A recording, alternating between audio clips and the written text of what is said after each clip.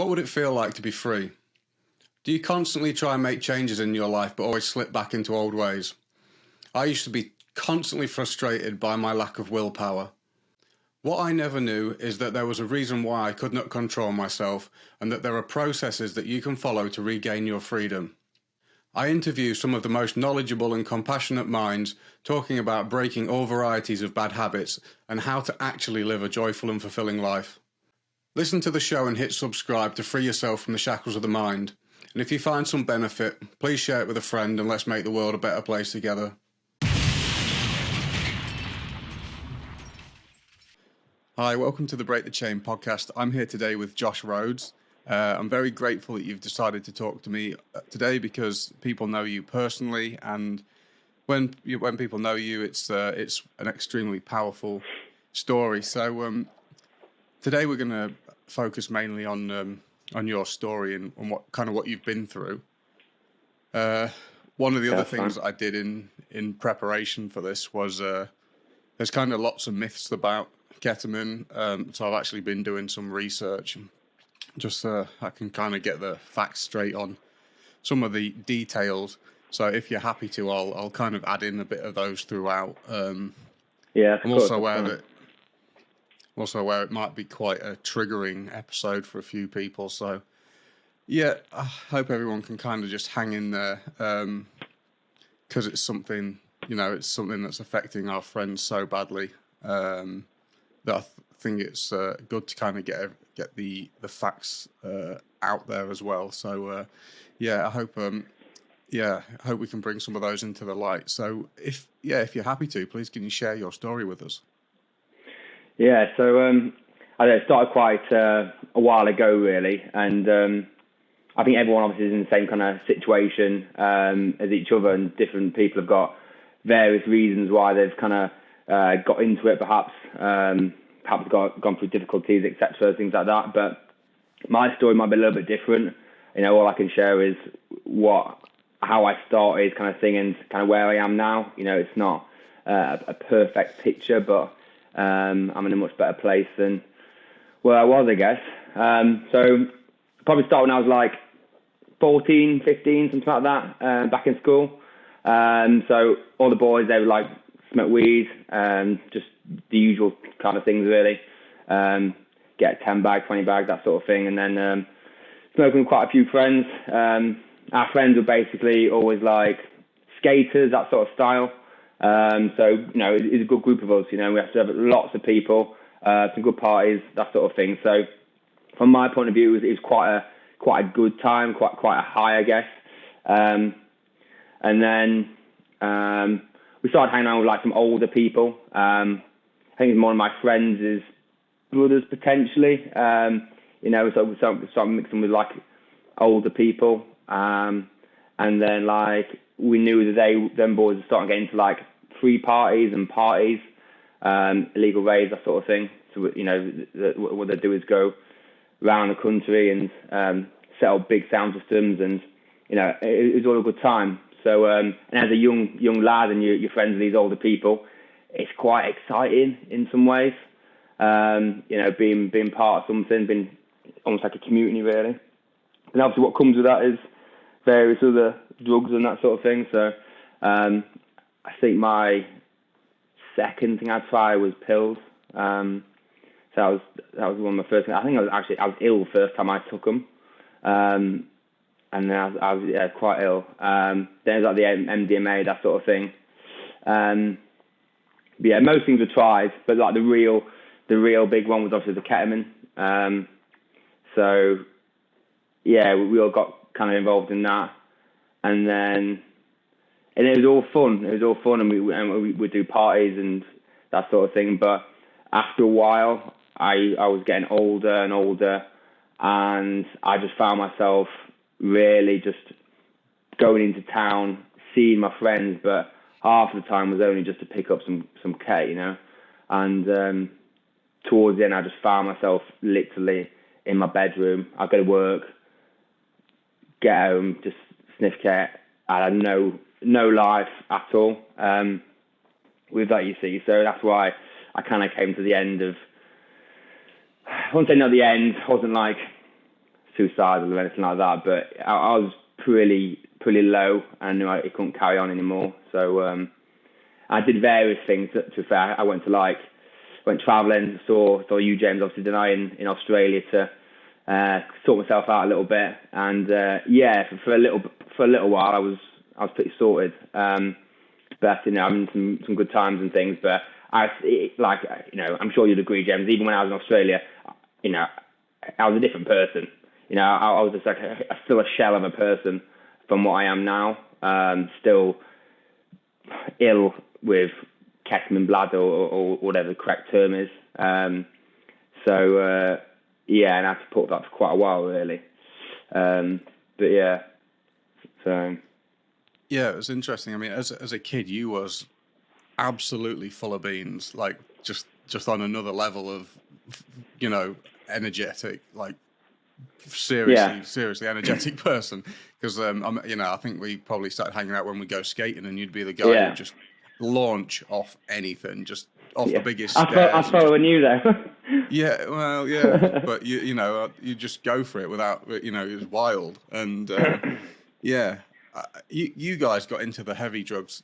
I think younger than I did. I mean, you guys were doing that in school, weren't you? It was around 14 or so. Like it's kind of like super early getting into those stuff.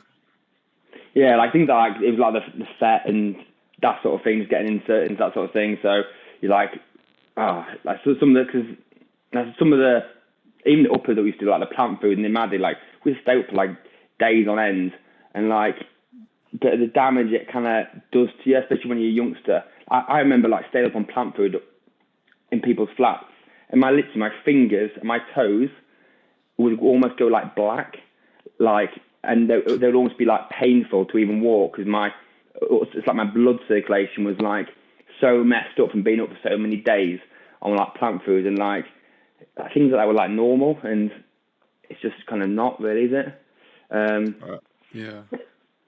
That age is so important for the development of the brain. Like it's just unbelievably important, and for things like developing self-control and emotional regulation and all those sorts of things. That's like a really crucial time when the brain's trying to develop those things. So if, I started smoking weed when I was 11 or 12. It was so young, and you just don't give your brain a chance to actually develop things like self-control. So it's difficult. And I mean, it's like you said, it was the community that we had and the friends that we had. Everyone would just be out having fun, basically. It was like I feel like I was addicted to having fun before I was addicted to drugs. Like, that's what it was, fun, yeah. I just wanted to be out having fun all the time. The idea of like work or doing anything responsible, I just wasn't into it. I just wanted to be out having fun all the time, and it really was that community of friends. It was unusual, wasn't it? It was just like it was a really, really big group of people. Everyone was close, wasn't they? Yeah. But like with me, it was like you said, I was quite energetic, I'm chatty, that sort of thing, and that is kind of me. But like you obviously knew me when I was young. But like a lot of people didn't actually know the real me, because, ketamine, like it messed my speech up massively, and I could hardly even string it. I literally could not string a sentence together, and I would just become like this complete introvert where I'm constantly thinking before I speak, because I just had the worst like stutter ever, and it was just such an embarrassing thing, and like I'd still do it, and like people just never even knew the real me. I was just this little quiet shell in this room, they just wasn't me. It's like, all my family had to see that, and they could see what I was doing to myself as not being the son that they, expected, me to be, and it's just such a sad time really for me. Yeah. But that went on for years, at least 10 years, I think it was altogether. But yeah, like I don't know if I would say I was ever going to be fully recovered, if that's a thing. Like what I did was obviously moved away, and I kept trying to move away. So now I'm living in Wales. Love it down there. Got a whole new life. Got a girlfriend, everything. But if I move back home, I know I shouldn't say it, but I'll probably be back on it. It's just such an urge back home. You see, so not saying that is what I've done is the right way of getting over it, but it kind of worked for me. I don't know many people back home who's truly kind of stopped really. There's a few obviously, but it's very, very hard. So my win was moving away and just getting away from from the whole situation. I think it's one of those things where you say, "Oh, I'm gonna leave my local area," and just have And people are like, "You're running from your problem," and it's like, but if I don't, I'm probably gonna die. So it's like run or die. You'd run from a tiger.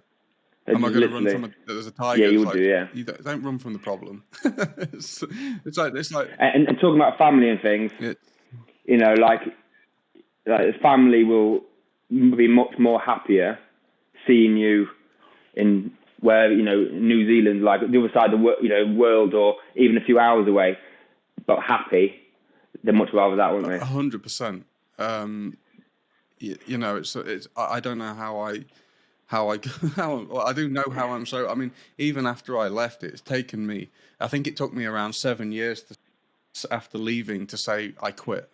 I'm not going to do that anymore. Yeah. And that was like practically 7 years of being sober. I'd still drink in that time, but I wasn't using ketamine. I used it a handful of times on this side of the world, and to be honest, it was never the same because the friends weren't there and the community wasn't there. So it's like, I like the ket, but I also like the people. And there was this whole intermesh thing. So even when I did drugs, when I wasn't there, it was like I was just a bit lonely. It was like, this is shit. Like I actually really liked the drugs, but I also like my friends and I like the humor, social aspect. The whole thing. So it was like, even when I used it over here, it was like it wasn't the same, and I didn't. Even though I did like when I did it in Melbourne for about 2 months because I was earning enough money because it's about 10 times more expensive here. It's ridiculous. Yeah. And when I did it here, I did actually start getting addicted to it in Melbourne, and I just had to get out of there. And I was just like, right, I've got to leave, and I left again. And that taught me a big lesson. Is like, no, you just can't do it, not even once ever. Like, because when you do it, it just grabs you. And then I did do it a couple of times after that, and it had actually started to fade by that point. But it really took me so long to say, right, I quit. I'm never ever going to do that again. To the point where I can now definitely go back to England and not do it. But I'll still be really super anxious if I go back to Horncastle or Lincoln. I'll be very, very anxious about doing that just until I think I've got the confidence to do that. But if I didn't leave, then the health impacts of ketamine are just mind blowing. I mean, compared to practically all other drugs, it's just so heavy on the body, isn't it? Yeah, definitely. Yeah. So like that sort of thing was just obviously with the ketamine, it wasn't like the bladder things came like afterwards, but like I think I might be wrong here, but I was one of the earlier ones to have like even like K cramps and things. I remember I think we'd been to someone's caravan and we'd come back and we'd been there all weekend like sniffing ket and all that sort of thing. I think we'd been to a party as well, and I remember coming down to the post office car park and I didn't know what they were, and these most horrendous like cramps. Just my chest was just like completely tight, I couldn't breathe. I was like sweating. I was literally on the post office car park in like a fetal position, just like writhing in pain, and we couldn't really work out what it was. And that was like the first time I ever had it, and that was just like one of so many times it would come on, and like loads of people, like everyone's had them that we know, to be fair, don't they? Such a painful thing when you get the full on cramps. And then what most people do is when you have got the cramps, you'll sniff some more ket to try and relieve some of the pain. And you just in this little circle, just sniffing more ket and having more pain. So that's one of the things. And then after the bladder thing, that was a thing that probably it might even stay with me for the rest of my life. I don't really know. My bladder situation is miles better, but like at one point I was living at my mum's. I was like just literally. Wow, I was pissing in a pot next to my bed. I couldn't hold my bladder, and I'm like going to the hospital, and I literally couldn't like pass urine, and I'm like, what I am passing is like blood clots and just in the most agonising pain through it, and I'd even like, so I eventually had my bladder. How many treatments did I have? One definite one, so I had my bladder pumped out. So I think they put a catheter up and pumped my bladder out with some sort of antibiotics and that sort of thing. And yeah, I was even that bad. I would even like take some Ket into hospital with me, which sounds mental. I'll take Ket in their hospital with me, and I'd be cushion it up on my bed, just because I felt like I needed it. I didn't need it, but I felt like it. And I'm in there because of that. I'm getting treatment, and I'm still acting like an idiot and doing that. So I just couldn't say no at all. Very addictive personality. So that's the the lunacy of addiction. Like it's just insanity, isn't it? I mean, you just I don't even question it. Like I wouldn't even think. No, I remember, I've done exactly the same thing. I mean, It's just like every aspect of life, you need to use it at all times. It's not like there's an event where you don't use it because you have to, you have to be on it all day. It's like if you wake up and you don't already have it, it's a nightmare, isn't it? I mean, you're going to sleep and I remember I'd like flush it down the toilet because I'd be so sick of it because I wanted to sniff it all before I went to bed. Yeah, you have to. You got and then you wake up in the morning and you're just like, I need it again, and then you have to, go on some the lengths that you'd go to, and the lies that you'll tell to get it again, and be at work and make up something, or take a car for a test drive off my dad's forecourt and go and get it. Sorry, Dad, I don't know if you're going to hear all these things now, but yeah, and you just the bullshit and and the money it costs and. Oh my God! Yeah, it's vicious. Yeah, the money's obviously a big thing as well. Like obviously, if you think about what you could have spent that money on, kind of thing. But like I was fed about there's some boys out there doing a few gram a day, and I think towards the end I was probably on about a gram a day, something like that, which is still quite a lot considering it's in your system all the time. That's all I could pretty much afford. I was in debt, because of it. I just get like payday loans just to get it, and I think my outgoings are like £1,000 a month just for these payday loans, and then obviously I have to live for the next month. So I was getting more payday loans. It was just a bloody nightmare, like. So yeah, I remember I'd throw all the baggies out because I'd stuff them into my speaker holes after scraping them. I'd save them so I could scrape them later, and then you'd put this tiny little thing out, and you'd just be like, yes. Big mystery line. Oh my God, yeah. But I'd like throw them all away, and then like a month later, I'd pull them out again, and there'd be this mountain of bags, and I'd count them, and I'd count how much money it was, and I'd be like, yeah. Oh fuck. Yeah. Yeah. But like I always kind of use pay loans and things, but like. Some people, I've got it worse, and obviously there's some boys out there that will steal, rob, and and do whatever to get certain things. But that definitely wasn't my style. I would just do the payday loans. I'd work still. I was always working, that sort of thing, most of the time. So, but I had to get the money somehow. So sell it, do whatever.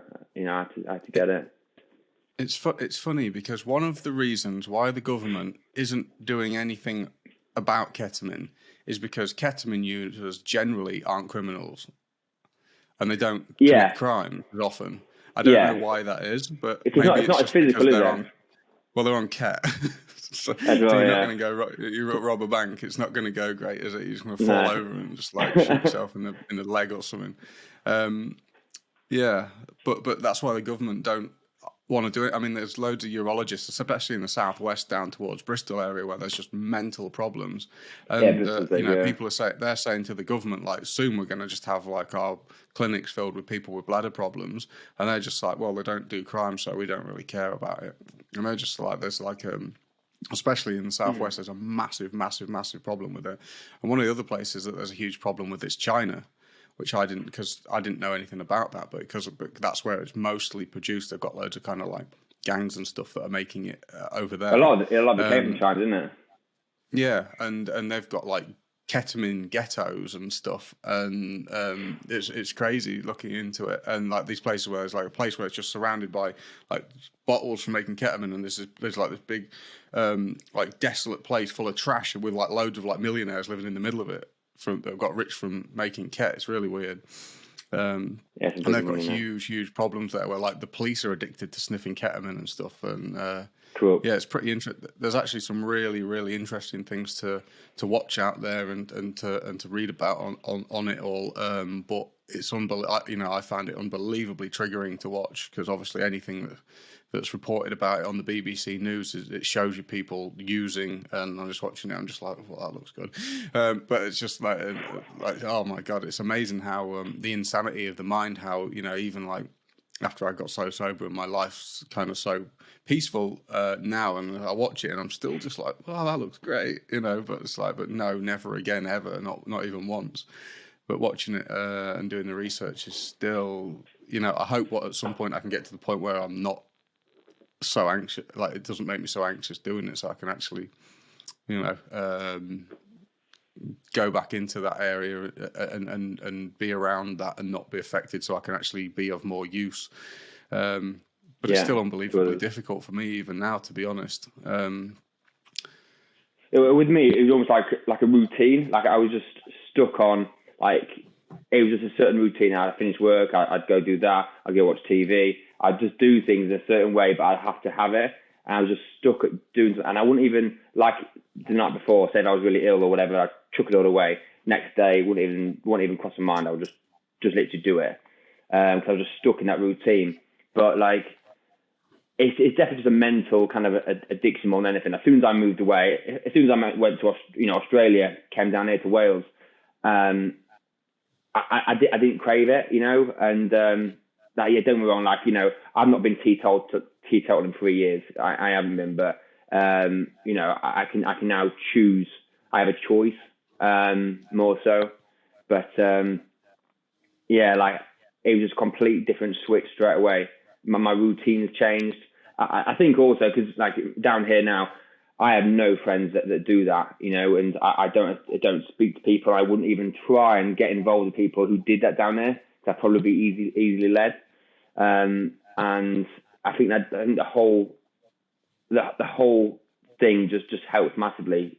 Who you hang around with, where you are, hobbies, that sort of thing. Obviously, at the minute, I'm doing quite a lot of biking, that sort of thing. It just keeps me sane almost, really, I think. Yeah, there's definitely a need to make a fresh start, and I don't know anyone who's stayed in that scene and quit and stuck at it, because if you're around it all the time, eventually, it might not be for a year, it might not be for 2 years, but eventually one day you're just going to think, oh, maybe I'll just have a little bit again. You have a little bit, and then a little bit turns back into a lot almost straight away. But even when I did it like a little bit, like, I didn't enjoy it. Like I used to think like I was like all the time. And obviously when I did it, it would like obliterate me. It would, and it started giving me like headaches, and like it makes me sick now, to be honest with you. So my body's like, it's almost like telling me like it just doesn't agree with you anymore. You see. So, but yeah, that was going on for quite a while, really. So yeah. I think the last time I did it, it was okay for a little while. Then I got an unbelievable headache. Yeah, so I was doing headaches. Yeah, I'd be sick after these headaches. But like when I was doing it all the time, you could do it whenever. Like you need to wake up in the middle of the night, do it. it just has a massive effect on it. And if you like, I'm not opposed to drugs or anything like that. Alcohol's a drug. Alcohol turns people into, some people, horrendous people. And that's legal. So my view is that everything in moderation is all right if you can control that sort of thing. And especially like ketamine, I think in America that they do like what's it called, ketamine infusions. So they're using like tiny bits of ketamine, aren't they, to almost deal with mental health. And to be honest with you, like I can see why. Like in small amounts, it does. If you're anxious or worried and that sort of thing, it does block it out. Like you might be completely thinking about something completely different, but it numbs you. So for people who have anxieties or have been through quite a lot and they get addicted to the care, I can see why it'd be very addictive for some people because it does block out things.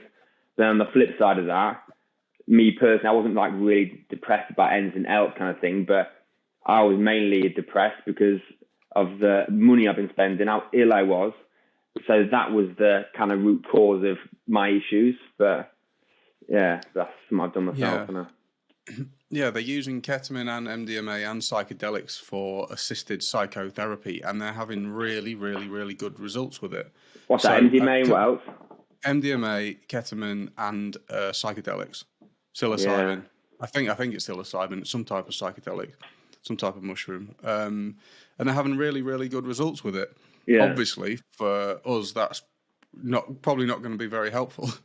No. But for anybody who's not addicted to it, then, maybe, especially with things like trauma, when it's just something that's extremely difficult to deal with, or PTSD. But I think one of the things it just, because it does lower your anxiety so much, because one of the things ketamine does is it disassociates you from your senses. It kind of like, it turns the senses down so that all the stimulus that's coming from outside that all goes quiet. It all gets turned down, and then it kind of leaves you more in the mental space, and it turns that down as well, and it just leaves you with a little bit more of a kind of a peaceful feeling. Yeah. So I guess when people can do therapy in that state, they are less likely to be triggered and less defensive and stuff. So it does have those benefits, but it's always kind of like, I was actually been watching some videos of people who've been using ketamine for depression because they do it in like a spray as well, which will be, I think, it's going to be way lower doses. Yeah.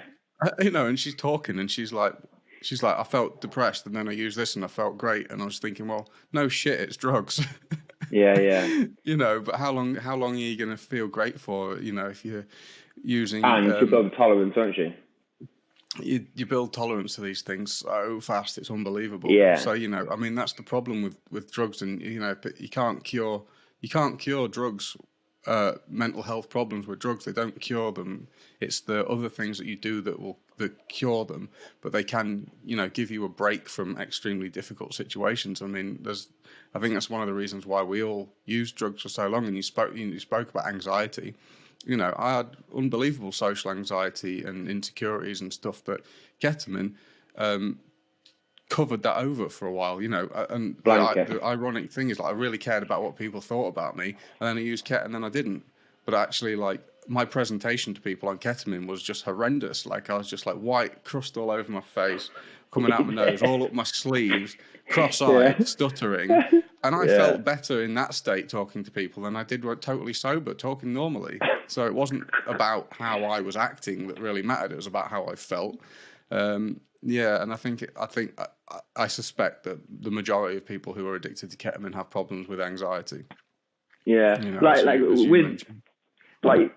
yes, obviously trialing ketamine things, but it would be just nice to just be able to do things without drugs.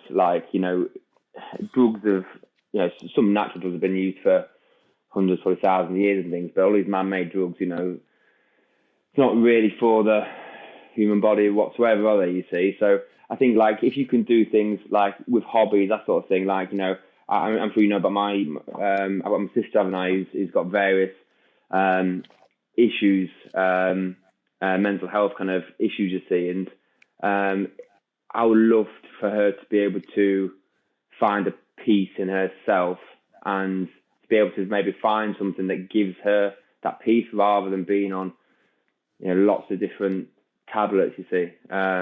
So, it's early days, but I have to see what goes on with her. I think, we face enormous problems because we get brought up in such a way where we get told that the world's going to be this way, like this. The world's going to be like this, and you get showed all the perfect things. You get shown the perfect relationship, and you get shown the perfect life. You get shown all these images of perfection. You get shown advertised holidays, and it's all there given to us. Like, you're going to feel perfectly great, and then you go out into the world, and it fucking hurts. And there's letdowns, and there's failures, and there's all these things, and we don't get bred to be resilient, and we don't enter the world with a foot in reality. So when you want all these things and reality's not like that, it hurts, and you're disappointed, and you're frustrated, and you're angry, and and it's hard. So then it's not helpful, and when you've been let down so badly, you want to kind of numb it out, and you don't want to deal with reality because reality sucks compared to what you thought it was. And, I think it's one of the big reasons why we're facing such a big problem with addiction and so many other problems as well. Because life's hard. Life's so much harder than you ever think it's going to be. Yeah, I agree with that. It's just, I think it's just the routine of what you get into. It's just it's just an easy thing, especially if you start young. It's almost like a cool thing to do almost as well. And but then it just bites you in the arse really. And then you look at yourself and you've literally been, I won't say lost 10 years of your life, but in some ways you could have done a lot more different things that are more beneficial to yourself in them 10 years or whatever. I literally might as well have been stood behind that, looking at that wall for 10 years. So I haven't gained anything. I've just got ill. I haven't gained any money. I've gone back money. I've done nothing, and I've had a good time with my friends, that sort of thing, but I haven't moved forward. I'm just stuck like in one position for all these years. I'm now 30, 31 now. So what decisions did you make to move forward? What were the decisions where you consciously went, right, I've got to do something about this, and this is what I'm going to do? So I was out at home with myself and my sister at the time, actually, to be fair, and she was getting very, very ill, and my mum and my dad were like, going through a horrendous time, just trying to be there for the family. And like, my view was like, I am putting such an unnecessary burden on this family. Like, and for myself, obviously I need to sort myself out as well, but, I'm just looking at the family and things, and like, I'm just a cause of issues there. And I started smoking a little bit of weed and doing ket at the same time, and that really like fucked my head. And I'd have some like really weird, like almost like psychotic thoughts, and I just knew it wasn't good. Like, I was thinking about some weird stuff. After I can't remember the next day, but I knew it was bad. And then I decided to either try and move away again. And I think I was talking to my friend Holly, Holly, and they're obviously all in Canada at the minute. And I was planning on maybe doing that. But then obviously I did Australia as well, and I came back to nothing. I'd kind of not done what I wanted to do in Australia, came back to nothing. And but I knew I had to do something. And things with me, I've got to give myself a little bit of credit. Like, if I am a doer. So like, if I do put my mind to it, I will do it, kind of thing. But I know it took me a long time to do it, kind of thing. But I did then decide to, because obviously, Dan, he lives down here. You see, Dan was, and I thought, no, I'm going to come down here and actually make a life for myself rather than like go away for like 6 months to a year, or whatever, and try and make it work. Actually, come down somewhere and make it work for me. So I just started applying for some jobs, came down for some interviews, and then just moved in with someone basically. And then that was 3 years ago now. Yeah. So. It was interesting because I guess I've seen you twice when you've been away. There was the first time in Austria, and you was extremely ill there, and you went away. Yeah, I was then, yeah. And people would be like, "Oh, that's a holiday," but you was going to the toilet every, well, I don't know, like 5-10 minutes, wasn't you? Even Yeah, over there, I was then 21, 21, 22, I think it was then. Yeah, 19, I think, early, young. That was that first time. that was a holiday. Oh, that was a holiday, wasn't it? And then, okay, when I worked in Austria, weren't you in Mayhaven as well, or not? Oh yeah, I went there again, 21. Yeah. Yeah. They were, I mean, well, people think, "Oh, Josh has gone on holiday." Yeah, that was No obviously, holiday. yeah, that was good, but yeah, that was not Yeah, it. it's not exactly a holiday like you might imagine, because you went for an operation as well, didn't you, on your bladder while you was there? They inspected it more, so didn't they? 'Cause I was just in like loads of pain still, so yeah, Nick came with me, didn't he? Yeah, a bit weird it was, but yeah, so. But like, yeah, it took a while to actually get my bladder all right. I guess a lot of people kind of want to maybe know in this vlog about my bladder and that sort of thing. I've done it for quite a while. Obviously, I stopped, and the main thing for me was to clear that out of my system. And then certain things would have affected more, like when I moved down there, I went to a gig in Bristol, and obviously my workmates didn't really know the full situation. I couldn't drink lager, and I think I drank like half a lager, and I pissed like 8 or 9 times in about 20 minutes. I'm in front of my new work friends, and I can't control my bladder, and that was really embarrassing at the time. And then it's just time, literally time, and just drinking water and passing it through. And then I think when it got really good, I still go into. I think when I went to Australia with you, I would still go to the toilet at night quite a bit. And what really stopped it was in the first lockdown, actually, when I stopped drinking caffeine, because I have a coffee a day kind of thing, and that kind of stimulates my bladder. And I stopped the coffee, and then miles better it was. But I did end up having so I went to doctors about it again, because there was blood in my urine. And there's always usually blood in my urine in parts. And then they put a catheter down there, and then he was like very, very, almost sure to the point it was like almost like a tumor down there, or like cancerous, that sort of thing. Well, I always just say to him it was just, inflamed bladder, that sort of thing. But he was like quite worried about it. So I ended up having a biopsy. So I put to sleep, and then however they do it, they obviously go down you and then take part of your, like a little tiny part of your bladder out to test it. And good news, it wasn't obviously cancerous kind of thing, but it was, my bladder must have been that scarred and inflamed, that sort of thing. It just must have looked really, really bad. So yeah, it just took a long time to actually get sorted. But it does get better. Like, it's crazy how how well it does heal. But at the time, you think literally when you can't piss, and you literally think your bladder's about to explode. So, I think the research shows that after 3 months. Yeah. Let me just go here. Let me just go and see see if I can see it kind of immediately. Probably not. I'll get to it anyway. I don't want to read all that stuff out until the end, just in case anybody wants to check out before we get into the grim stuff. Most people's bladder improves within 3 months of stopping. And there's a wide range of ketamine users who use in different ways, and our group of friends are reasonably extreme. And there's a lot of people out there that don't use ket in the way that our friends do. But out of the heavy ones, within 3 months, your bladder makes a considerable improvement. Mine definitely did. Mine kind of took about 3 months. The first time I went away to see a real improvement in it. And then for me as well, over the years, I can't remember what it used to be like, to be honest, because it was so long ago, since before I started using, when I was 17. I don't exactly remember how regularly I needed to go back then.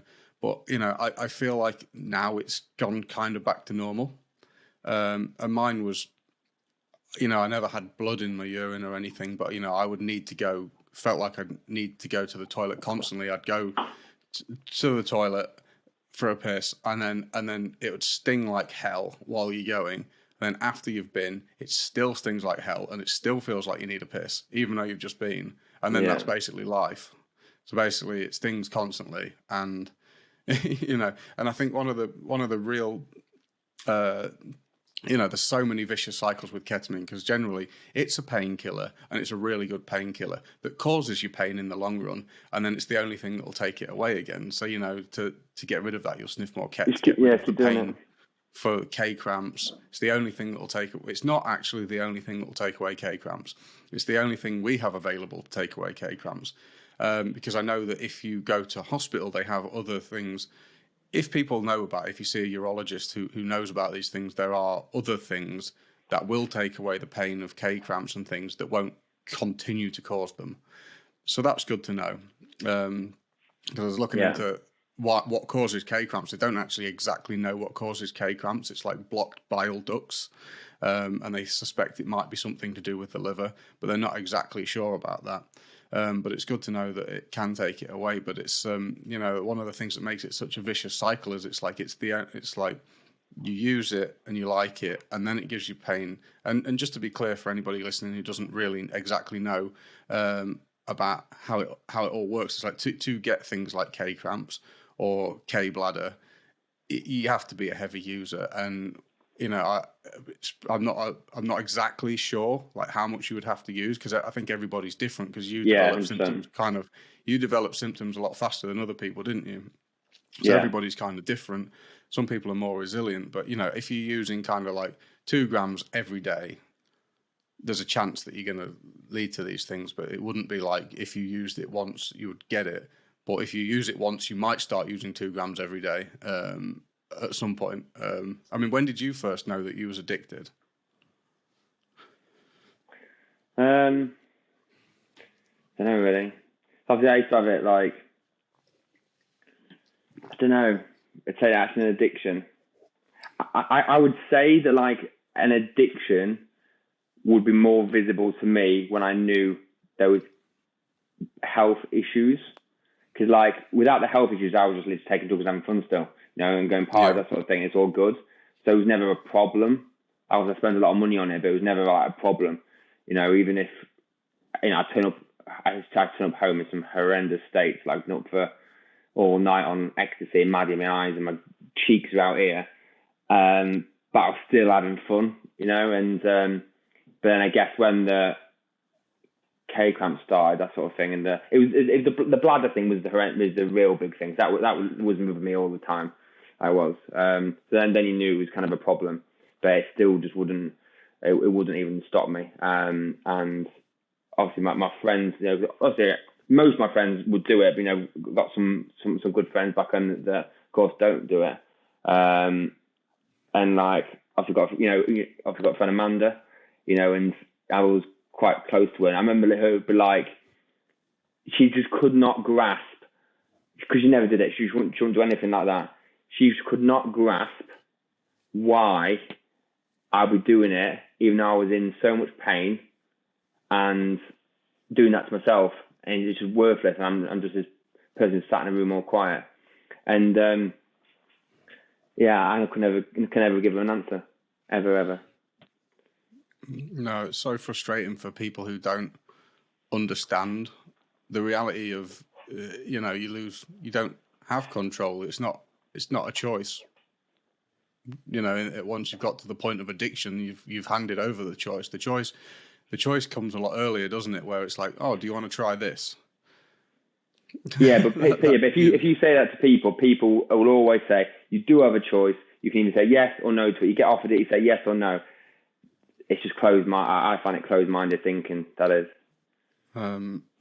There is a choice. My choice for me was like, am I going to get the fuck out of here and get my head straight and try and get some clarity? Because I have gone insane. I've lost the plot. I can't say no to this thing that's killing me. I need some clarity. I'm going to have to get my head straight. I'm going to have to get sober, because whilst I'm on drugs all the time, I don't know what the hell's going on. I've got to go and get and have a really good think about this. And the more clarity you get, the easier it is to start making decisions. But, when you're in the moment of, I just didn't get a decision. I didn't really get to make a decision. I would go and pick up, and I would go to extreme lengths to pick up. And the first moment that I became conscious of what I was doing was the moment that it hit my nostril. And then I would sit there and be like, fuck, it's Monday morning or it's Tuesday morning. What the hell am I doing on Ket already at this time in the morning? I don't want to be on Ket. Why can't I just stop? But the moment leading up to that, and I would get on a bike and cycle 20 miles feeling like crap just to get it, and I'd be highly motivated to go and get it. I wouldn't do that normally, raining in my face. I'd do it just to get it. Just to get it. And then soon you drive, you drive miles, wouldn't you? You drive. If like say Hunkerton Avenue, and you find out someone miles away, like some people used to go to like Leeds, didn't they? Because they heard like Leeds had some and there's a drought everywhere else. They'd drive anywhere and they pay like 50, 60 quid a G, and it's like just to get it. And then when you get it, you get like 0.7. You're disappointed. You're sniffing. It's a load of crap anyway. And it was constant just disappointment, wasn't it? Yeah. But you're not aware of that until like there's something. The first moment that I became conscious was as soon as I'd had it, and I was like, "Oh, this is pretty mundane. This is pretty boring." Yeah. Yeah. It is a boring. Yeah. Like even the party scene, like the party scene was amazing when we were young. It was just like the coke, the Maddie, the pills, that sort of thing. And then like the Ket came along. It was like. It did kind of fit in some ways, but like it did kind of kill the parties as well. Everyone was just fucking fucked, weren't they? Especially like early hours of the morning when everyone's zombied up, aren't they? In front of the rig. I mean, there's different ways of using drugs, isn't there? There's like, am I going to use drugs to have a good time and enhance what's going on around me, or am I going to, use too much and go into an internal world and leave the world behind? And I think as soon as you start leaving the world behind, you've got a problem because you're really slipping into the realms of, like heroin, like that's like the intention is to be totally out of it. I just want to be by myself, wrapped up in this warm, dark, cozy little place. It would have like with me, it's not about the uppers and things. Like if I take coke or any sort of uppers now, I just go like I get really paranoid. Like it just does not agree with my head at all. But like my addiction is always down the sedatives, the Ket, that sort of thing. I'd if I did heroin, I'd be I'm sure I'd be a great heroin addict. It would be, but it's not gonna be. But that sort of thing really. I don't think it'll ever really leave me. I think Marek was the first person I heard say this, but like I will always be addicted to something. And then it just depends what you're addicted to, I think. And I think it was him that said that. And that's what kind of stuck with me. So I have got an addicted personality. I get addicted to anything. The gym or whatever. Now it's like downhill mountain biking. And I spend all my time just doing that. Or like when we were younger, skating, I think addictions have always been with us. I think, like even with you, I'm not sure if you're biking or skating anymore or anything like that, but it definitely that you into as well, wasn't it? I'm sick of hurting myself. Like last time I hurt myself, it was bad on a vert ramp, and my elbow's still buggered from 2 years ago, so I've had to on your blade. I've wound that one back a little bit. Growing up, James. Growing up, you are. I still like the idea of it, but I don't do it. And like, if I fall on it again, like it's this is the problem with being addicted to extreme sports has a consequence. Being addicted to drugs has a consequence. I mean, I've been pursuing, trying to find that thing in life that you can do a lot that has good consequences. And for me, it's it's in the realms of yoga and spiritual things. I can do it a lot. I wish I was addicted to it. I'm trying to get addicted to it. It's something I've been doing for over 3 years now. I think, yeah, around that time, Really? but I it's didn't like know it's that. always an effort to do it. It's always like I have to keep making myself do this. I can't let this slip because this is what keeps me safe. This is what's given me the ability to quit drugs, and this is my alternative. And this is what I'm doing. This is actually genuinely, sincerely good for me. But I wish I was addicted to that, and I'm trying to get addicted to that because when I'm addicted to that, my life will be perfect. Because I know that if I let go of that thing that I have to keep doing that's good for me, the wellness side of it and the stuff that's good for my soul, so to speak, I'll slip back to the stuff that's not good because I have got that addictive personality that will latch onto something that's bad for me, whether it's eating or sniffing or whatever it might be. Yeah. But you said you keep trying to become addicted to that. But do you think then to me that would say yoga's not right for you. You're not enjoying yoga. And addiction, from my point of view, should be easy. You should just do it like that. It's just easy. But you're trying to be addicted to it. But you've taken 3 years now. Maybe it's not for It's you. extremely good for me. It's Yeah, anything but something else might be as well. anything that you see that I'm manifesting now has come from that. Break the chain, I decided to start doing because of that. Yeah, Sobriety, I decided to do because, and the reality is that things that are good for you aren't that addictive. The things that are bad for you, yeah, they're quick, they're fast, they're now, and they're addictive, and they're really, really good yeah, in the start, and then they dip out into crap. They crap out really fast. And things that are good for you start out being not that great, and the more you do it, the better it gets. And it's like you say, you have to build a habit. And I have built a habit. I've meditated, yeah. I meditate every day. I haven't missed a day since I started. I made a commitment to it every single day I think, for 2 years when I've actually meditated daily. And, so it's something that I have to maintain. And it's not, It must zone you in almost. Like it must zone you in because like you as young were like very bit like me, and like very scatty kind of yeah. thing. Very energetic. Kind of like doing one thing then the next thing, that sort of thing. But by the sounds, it does kind of rein you in, I guess, doesn't it? And find peace Yeah, in it's like I had yourself. a lot of energy, but I was sending it out 360 degrees, Yeah, and I had to like bring my yeah, my focus to like a single point where I could actually do something. Because I don't know, I've never been diagnosed with ADHD or ADD or anything like that, but I'm fairly sure that if I'd no, had a diagnosis, then they yeah, probably would have pointed me in that direction. And yeah, having get the yeah, Ritalin. give them some Ritalin, which is basically Ket. It's numbs them out. Yeah, Because things like that, the ketamine makes sense for someone who's got something going on like that. They think 50% of drug addicts, according to Gabor Mate, 50% of drug addicts have undiagnosed ADHD or ADD, which kind of makes total sense because it's that people would be self-medicating in that way. But if you can bring that all that energy which is scattered out, and all my life I've been going this way and then that way, and then like whatever catches my attention, I just be like flipping around constantly, changing what I like, what I did, just like yeah, yeah, constantly yeah. flying around. When you can actually bring that energy into a single focus and find some purpose in your life and work towards something meaningful, it is amazing. And it's just a source of so much happiness when you can actually do that and find some peace. And I mean, you can't be peaceful when your mind is telling you, I want to do this, I want to do that, and you're following your mind's every wish, every desire. You'll never be peaceful because your mind never No, runs out of those. Your mind constantly wants to do all these different things. I want a line. I want to go to that rave. I want to go to that party. I want to go to that gig. I want to go to that festival. I want this girlfriend. I want this. I want. Your mind's just yeah, doing that yeah. constantly. And even when you get Always what you looking for something. want, Always looking for next.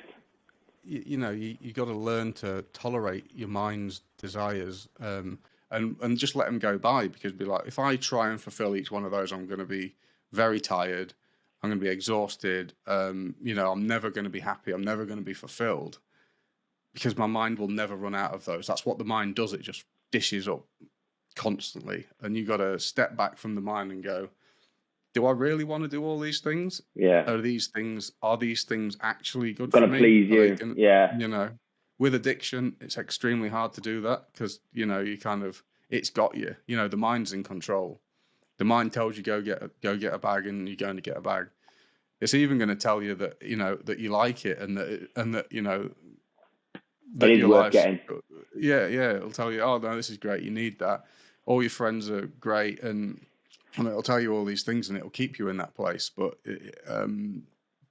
it's very, very difficult to get a handle on that. And one of the reasons why I will not use drugs is because the moment I use drugs, it gives the steering wheel back to the mind. It's like, here you go, take me for a ride. And you're not in control anymore. And the longer you stay off them for, the more control you get back over yourself again. Yeah. And if I even use one line, one beer, I'm done with You're not all of drinking. it. So sorry, you're not drinking either. You're I don't full. do anything. Yeah, everything. Nothing. Because for me, the yoga and stuff, and when I say yoga, it's like a serious in-depth thing. It's not just like going and doing some stretches. I don't even do the physical stuff. It's more about what I do with my life, and the purpose of my life, and what I'm doing everything for. It's always like in a certain direction, and that keeps me safe from doing all those things, and it actually gives me fulfillment. It scratches that itch. That, it satisfies me from within. So, and as soon as I use anything again, it will take away all of my peace, all of my happiness, and it will put me back on the treadmill, running after a carrot, basically. Especially with you, obviously, because at the minute, obviously, you've built up something, something great, and you are helping people, massively. But like, especially with you, like if you slip back, you would feel horrendous. You just chucked everything away. Even if you kept it a secret, deep down, you'd know, wouldn't you, that you had done that kind of thing, and like, yeah, you obviously. It wouldn't be that deep down. I would look like such a twat. Yeah, definitely, 100%. I would feel so guilty. I would feel so guilty. And my mind dishes up those desires sometimes. It's like, going to Boomtown would be wicked, and going watching all the bands and sniffing 25 grams of ket would be brilliant. But in reality, like my conscience would never ever let me be happy doing it. I can't. That's off the cards for me. I could never enjoy that again, because I would feel so guilty. And something that Jordan Peterson says is really amazing. He says that a clear conscience is better than happiness, because if you feel guilty, you will not be happy. No, guilt that'll stay with you. Steals happiness. True, that'll stay with you. You got to love Jordan Peterson. How was your family with it in the end, kind of thing? Because obviously, like, usually families obviously kind of like are quite hush by it, and like my mum and dad.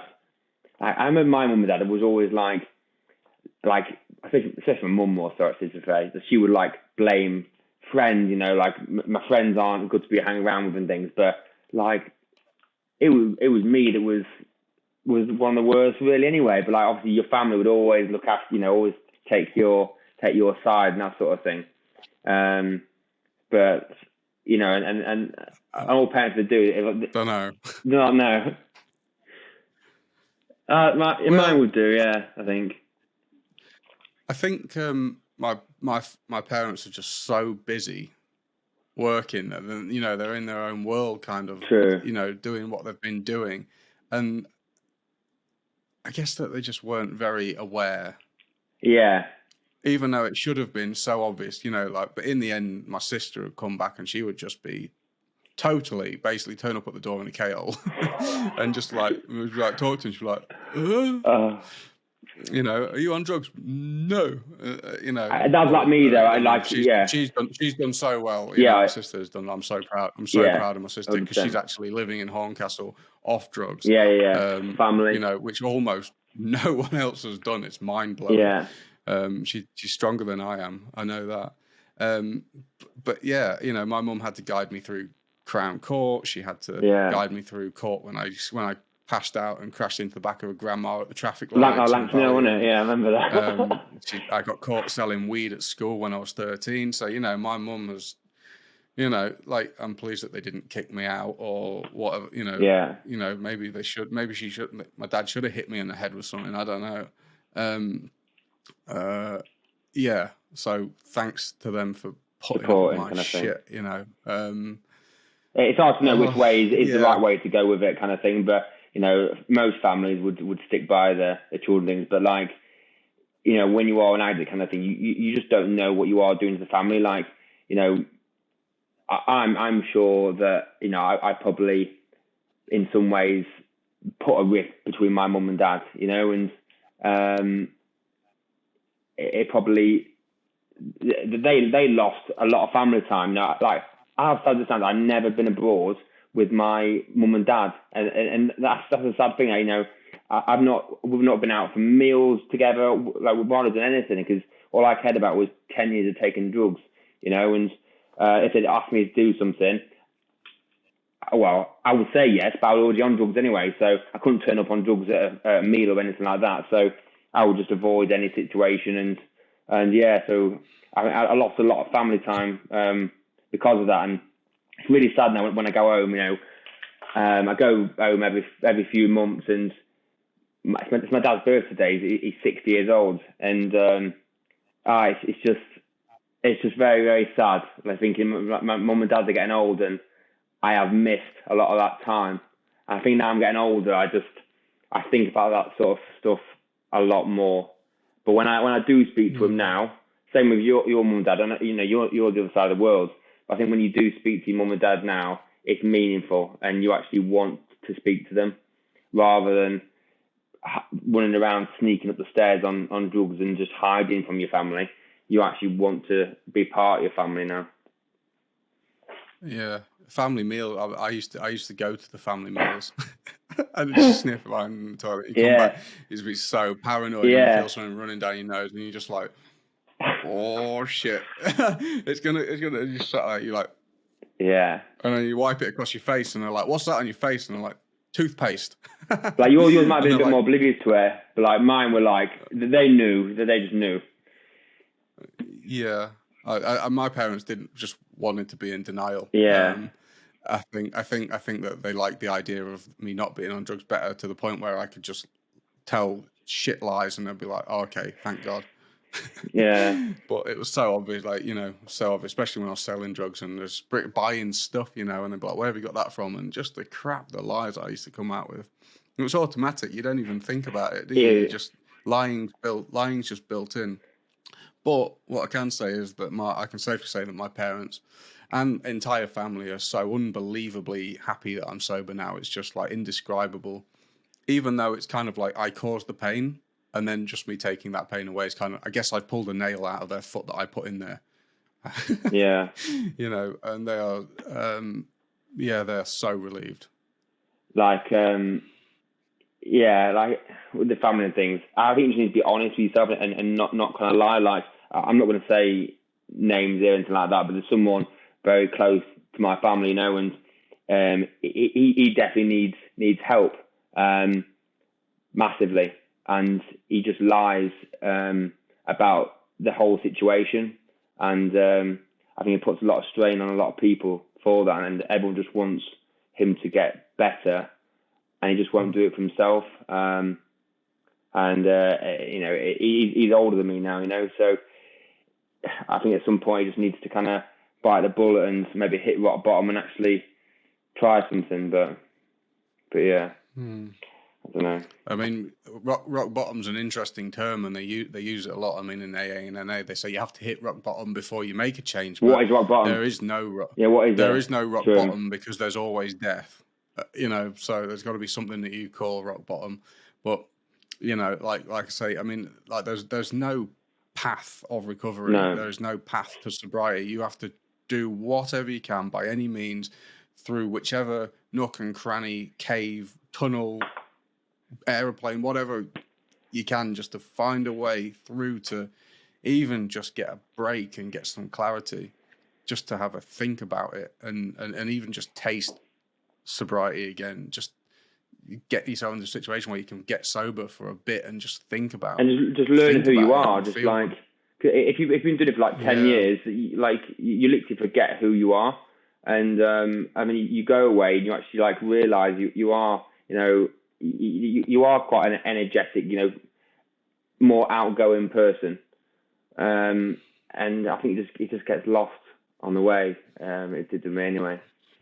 So, but now I'm down here now. I've got a girlfriend, like, and even my girlfriend now, like, she's really good. Like, I'm very honest with her. Like, she knows all about my past, and what I do like about her though as well is, I was in another relationship, and the issue was I was always kind of hiding things, and because it was causing argument, that sort of thing.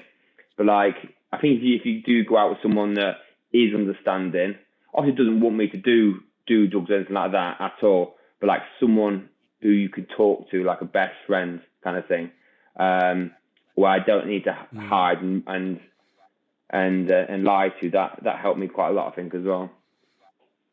It comes back down to that a clean conscience is better than happiness thing, doesn't it? Because you can tell a lie and get some instant gratification and get away with it, and then you've got to live in anxiety and guilt about, are they going to find out? And when they do find out, that's bang on, definitely. Because I mean, the problem with a lie, you got to upkeep a lie, haven't you? And you need one lie, you need 20 lies to cover up the first lie, and then you need 20 for each one of those 20 and then you got to remember it all, and it takes so much energy. Like, you can just tell the truth, and telling the truth is so hard sometimes.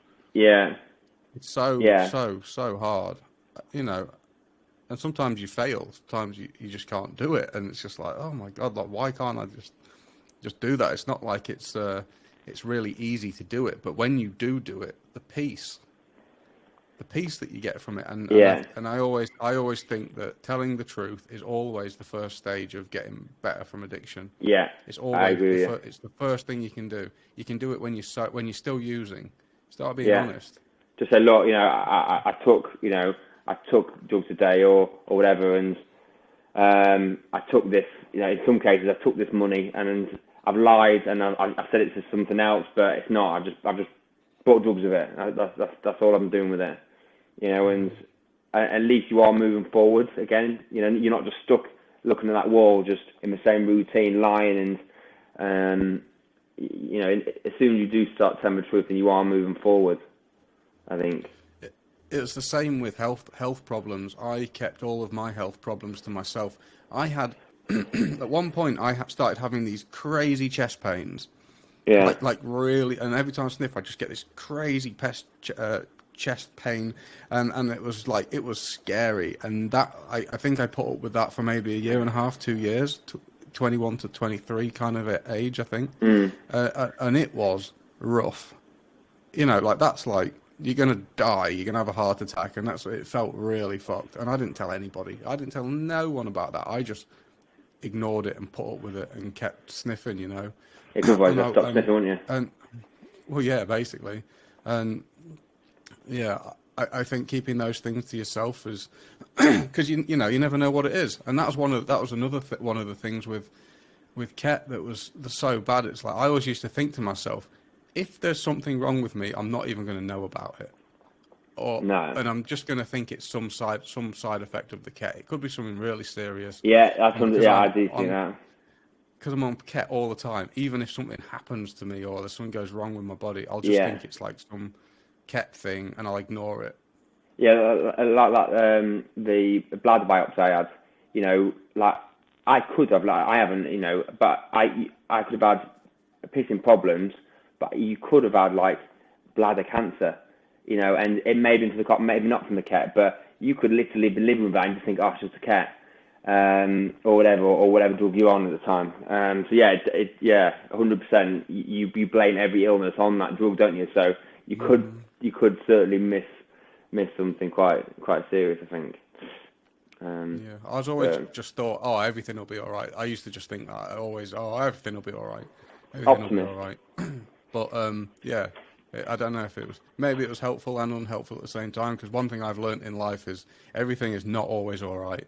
It's not, and one of the reasons why I started Break the Chain is because I'm on the other side of the world and I'm not using, and I'm just like, well, yeah, that's all right. But fuck, all my friends are still at home. They're still in this situation. And what I don't want them to die, and so many people have, and it's just like I Oh just yeah, a lot of people have. do not want to see anybody else suffer that fate so young, But they and have to be I'm doers. Like aware. they have to do it. They have to just not going around and talking about things like, yeah, I'll come see you. I'm going away soon. I'm doing this. I'm getting a new job. Just fucking do it. Like quite often I get called up saying, oh yeah, I'm going to come down soon. I'm going to come down soon. I've hardly had anyone come down and see me. I've been living here 3 years. I've got some good friends back home, and I want them to come down and come see me.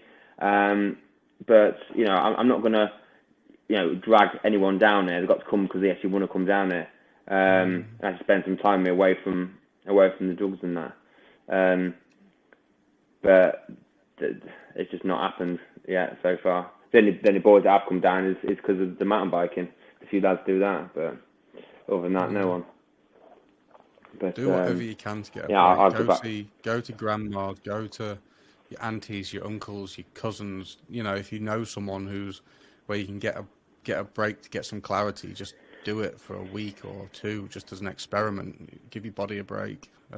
Anybody, go do some exercise and get some endorphins again. It's just unbelievably important to do that and remember what it's like, because I couldn't To live remember what it was normally. like to do that. To not be on drugs, I couldn't remember what that was like anymore. No, I just and had just no do things idea. sober. Like even going for like a meal or going on dates or whatever, normal things. Going, chatting with a girl and going on, crazy golf or whatever you do on normal dates. It's like normal, nice things that you're, having a good time with, and and all that sort of thing you just lost. Like you have no money for a start. You can't do anything. You're ill. I weighed about with the 8.5, 9 stone. So, nobody was really wanting me back then, really. So it just affects you in all walks of life. How you look physically, money, health, everything. Time just robs you of everything. Drug addicts are capable of anything. It's one thing that drug addiction shows you is how unbelievably resourceful you are. If you need to find £1,000, Oh you will yeah, find it. Like I don't know how it happens, but you can just do it. You can just find money for drugs. Like every day you can find like the amount of money that you spend on drugs in a year. And some people do it and they don't even work. And it's yeah. not, and I don't know how they seem to, maybe not always good, but like super, super resourceful. So if you think that you can, do all those things, but you can't, find a way to get away for 2 weeks just to have a bit of a break from that, you are fully capable, beyond capable, extremely resourceful. Yeah. Yeah, too. Like almost like little entrepreneurs, just almost like building a little business empire for yourself, just to fund your little habit. I think, but no, now all good, and a lot happier. I think, I am like a strong member of my family as well now, and I got my family who are probably proud of me for what I've done, which is all good. So I couldn't be in a much better place now than what I was, and I say to a lot of people with mental health issues, and they are literally like they're almost like the last few minutes, almost. They're deciding to end it all. If you just hold in there and just change something about your life, move away, do whatever, like 3 months later, 6 months later, I look back and I think, what position I was in back then. I'm not perfect now, but compared to what I was 6 months ago or whatever, it's just a massive difference, and it doesn't take long at all. So when people think, it's all over, it's not at all. Yeah. Another thing that I really underestimated is that going to see someone and talking to a professional, a counsellor, even if it's not directly about the drug addiction, even if it's about other things, the power of going and actually talking to someone else, it's symbolic. But you have to want to do it, though. That's the thing. I mean, when I went to addiction, and that's not like it's drug counseling, that sort of thing. But for me, it just probably because I didn't want it to work. it just didn't work. All I would do was I would take a load of drugs. I'd probably have it in, have it with me when I was in there. And then all they would do for me was just monitor how much I was taking. And I would just lie to them. I would just say, today I've had a gram. Next week I had half a gram a day. It's just a load of bollocks, and that's because I guess I didn't want to do what they were saying, but it just didn't work for me. That's all. I never liked the idea of going to them places as well. And I mean, there's two different categories of people: one person who wants to quit and one who doesn't. Oh, 100%. If you want to quit, go and see someone. They might be able to help you. They might be able to tell you some things that make it easier, or make it easier later down the line when you decide that you're definitely going to do it. And there's the people who don't want to quit. There's people who, like me, who like doing it and like the whole thing. Same. And hated it at the same time, but really liked loads of aspects of it and didn't want to quit, that had to leave because if I didn't quit, I'd die. And that was the option. That's what I had to do, because it actually took me seven years after leaving to quit to actually decide that I wanted to do that. I think it's just distracting your mind almost. It's like if I'm distracted, I just don't think about anything. And now I'm in such a good routine. I'll go work, do my hobbies, come back, cook dinner. It sounds like a bit of a boring life, but it's life. And I love it, and I've missed out on it for a long time. So I think, to be fair though, as a person, it has made me a better person in some ways. Like, I am humble for whatever, and I'm very down to earth. I'm not judgmental, anything like that. I'm not money orientated, or anything like that, you see. So I think it does, your experiences you do go through does, mold you as a person. And yeah, I'd like to say I'm a good person now. So it's extremely humbling. The majority of people who've been addicts have become extremely compassionate and kind people, because they understand that you can fundamentally lose complete control of your life. And anyway, it doesn't discriminate. It affects everybody from the rich to the poor, black, white. It doesn't discriminate. It affects everybody together. It's universal. Even my girlfriend, she comes home and she works in the NHS, not off there under a lot of strain at the minute. But she can worry over anything, and build this up into this massive big thing. And with me, I just don't worry about things as much anymore, because nothing's that big a deal. It's work, isn't it? You don't need to. It's not going to ruin your life. Your employer, if you run around for your employer all the time, working your arse off, if you were to leave that job a month later, you'd be forgotten about, and all these work friends you've got, you can need to stop talking to them. It's just work. You just need to think about yourself, not anyone else, and just be happy in yourself, not work. I don't know. But with me, I just don't worry about things like that. I think I do help my girlfriend in some ways because of that, because we're kind of polar opposites. She helps me in certain ways, and I help her in that sort of way.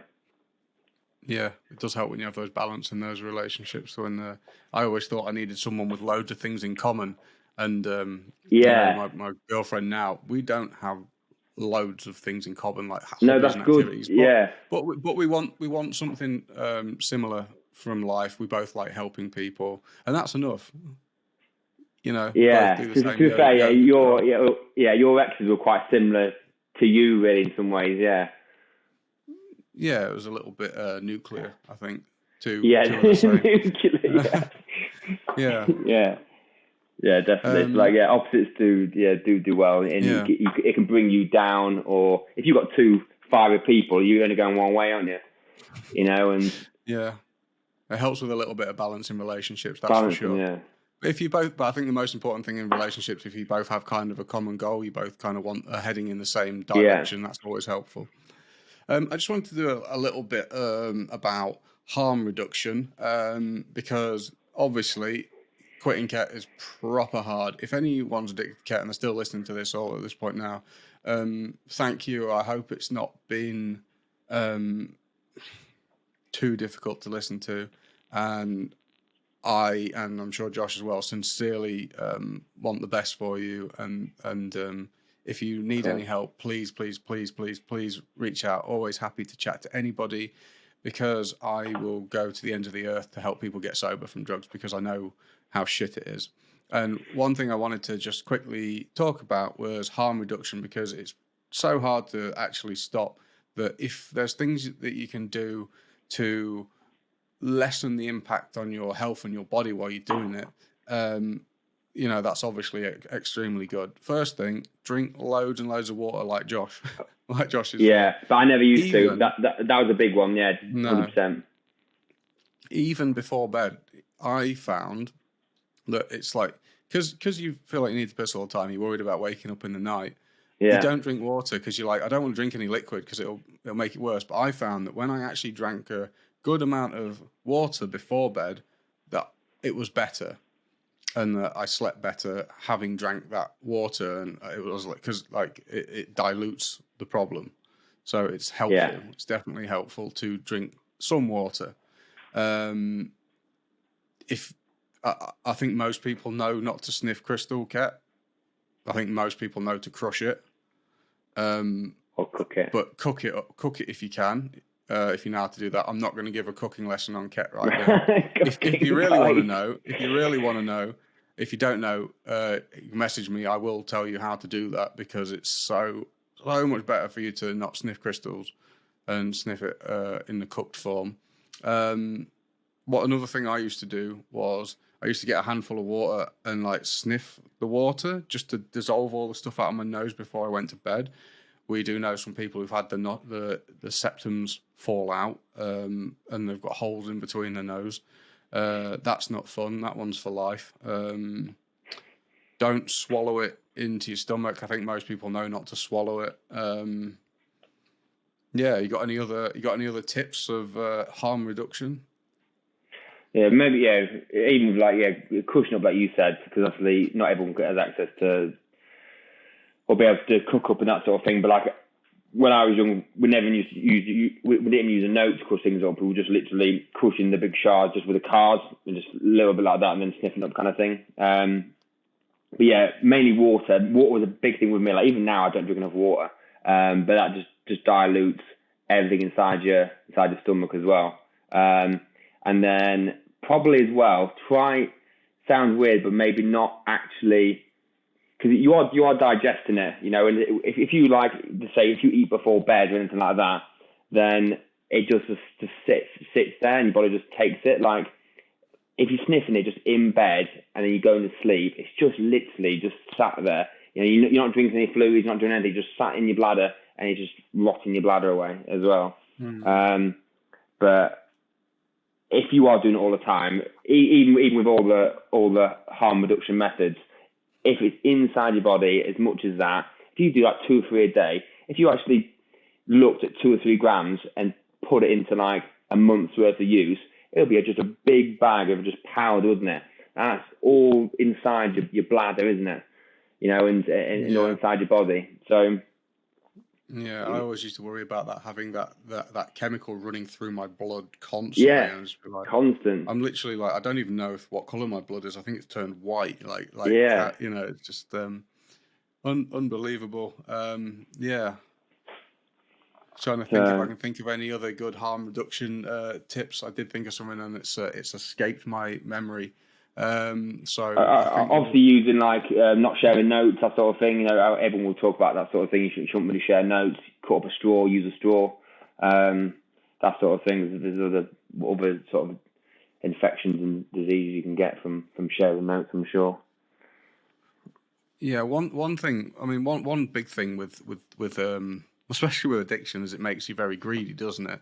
And you start just making bigger and bigger and bigger lines to the point where you can't put enough up your nostrils to make it do any more, and it'll just start coming back out again, running down your face. Yeah, it's not doing it. It's not doing anything, is it? Yeah. No, I always found that if I could just like literally put a line out, cut it in half, and just sniff half of it, and then just see how it went. And quite often I'd actually be equally satisfied off half as much as I was going to sleep because probably because I was out of hand with the amount I was having. But yeah, like just cutting back and like you say, trying to have a break before you go to sleep. That's something unfortunately I would always do is try and have a good I couldn't sleep before. Like I'd have to, as soon as I had a line, I would have to wait like 2 hours before I could sleep because it would just keep me awake. So yeah, having a break before bed, good sleep, if possible, better sleep, improving on sleep, eat well, all that obvious stuff as well. It does make it look better, like the whole sleeping thing. Because I remember looking at me, I was either like a grey colour or yellow as well. I was quite yellow at some points as well with it all. But like even if you've had enough sleep, you've drank, you've not done the kit obviously, like you soon get your colour back in your face and start looking a lot more healthier again. But it does just discolour you massively. Yeah, you'd see someone who's been at work all week and they haven't been out, and they come out first, like within 2 hours of sniffing it, like it's just sucked the life out of them. You could see this effulgence just go out. Their lights just go out, and they just go like a pale colour. And yeah. Colour. Yeah, they've been working on the bricks all day, or whatever, and they've got colour in the cheeks, and then they'll have that, and they'll just look like a fucking zombie, black eyes, looking all sorts, just kind of. But so let's talk about some of the things that I found in the research. So it's like ketamine primarily affects the bladder walls. They actually become thickened and they lose their elasticity. This can be called cystitis, and it can cause ulceration in the bladder. One of the things is the bladder actually becomes shrunken, and it can be reduced to like around 50 mil. I think that's like, if you know what 50 mil of water looks like, that's extremely small. And because the bladder becomes shrunken, it actually causes pressure to the kidneys, and like it causes pressure through the system, and that can cause blocked kidneys, kidney pain, and it can actually damage the kidneys. Urine in the blood, pissing jelly, which quite a few people. That's horrendous. Yeah, and we know people who've had to have their bladder removed from ketamine usage, which is obviously a completely life-changing event. It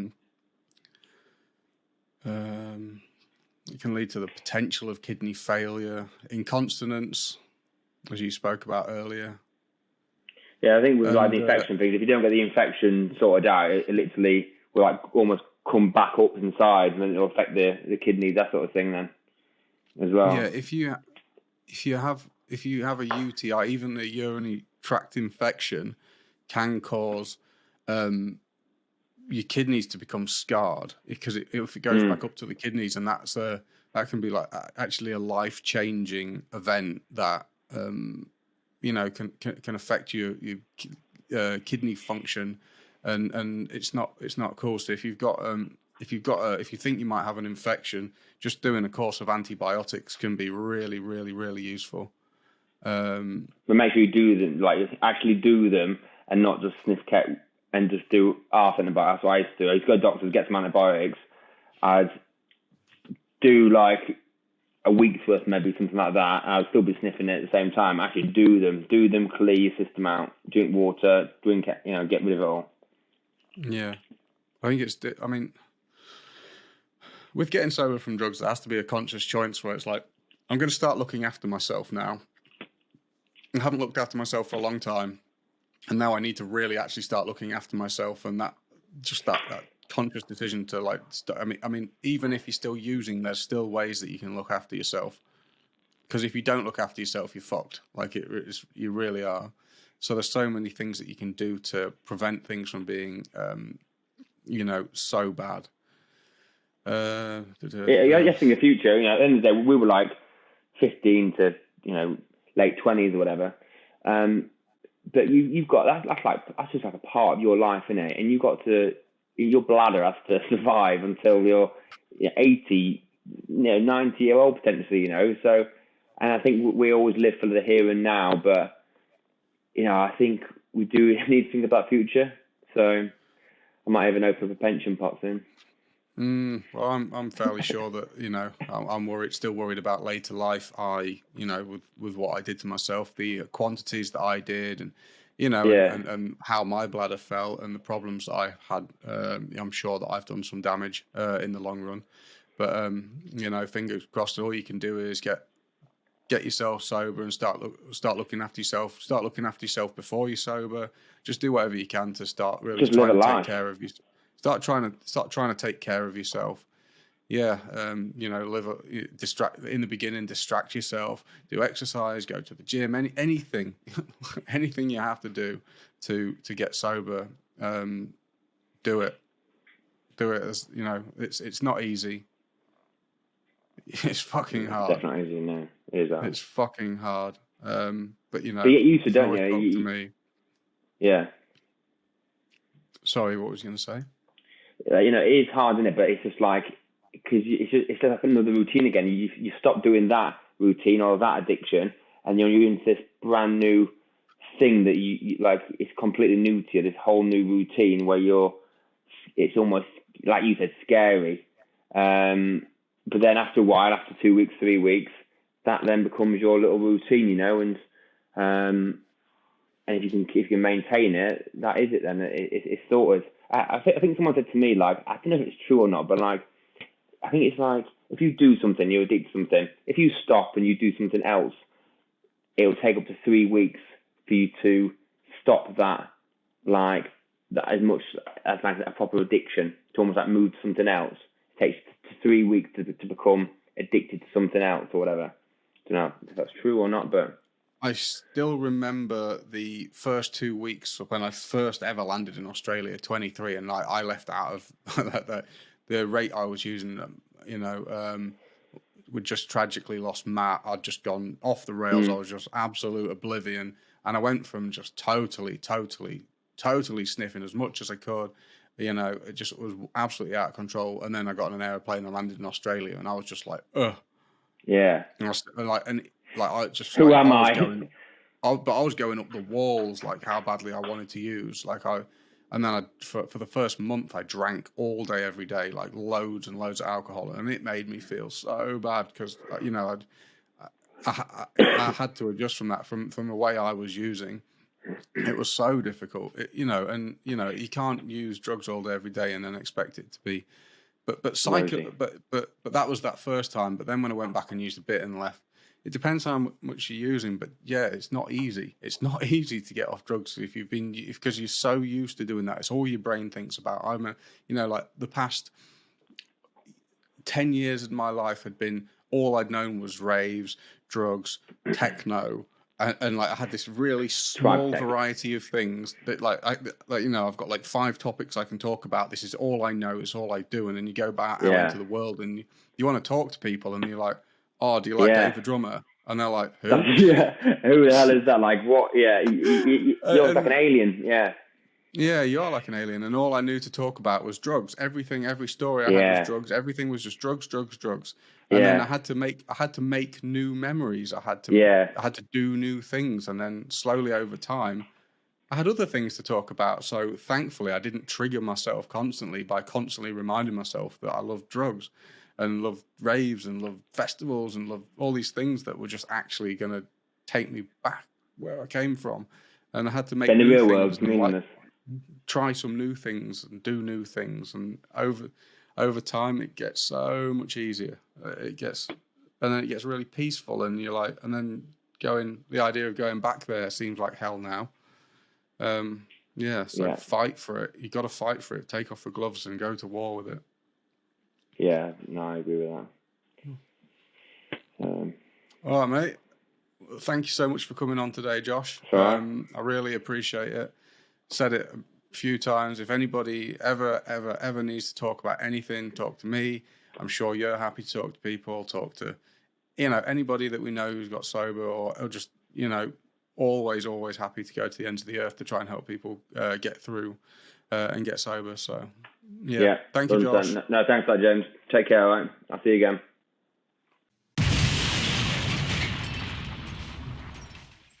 I hope that you enjoyed the show, and I really appreciate you stopping by.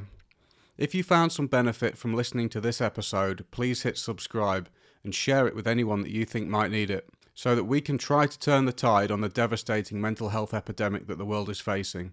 Thanks again, and I look forward to seeing you next time. Break the chain.